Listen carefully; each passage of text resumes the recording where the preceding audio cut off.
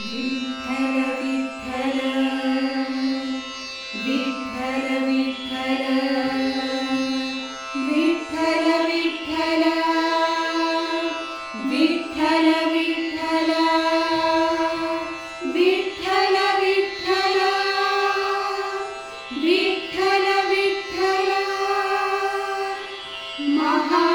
महायोगपीठे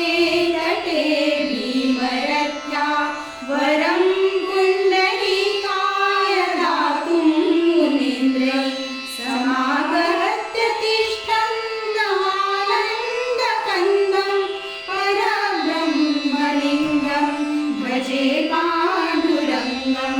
परब्रह्मलिङ्गं भजे पाण्डुरङ्गं तटीवाससंनिधमेघावभासं रमामन्दिरं सुन्दरं चित्प्रकाशं वरं क्लिष्टकायासमन्यस्तपादं परब्रह्मलिङ्गं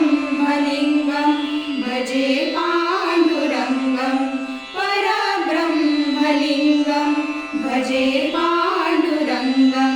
प्रमाणं भवाद्वेदं मामकानां नितम्बकराभ्यां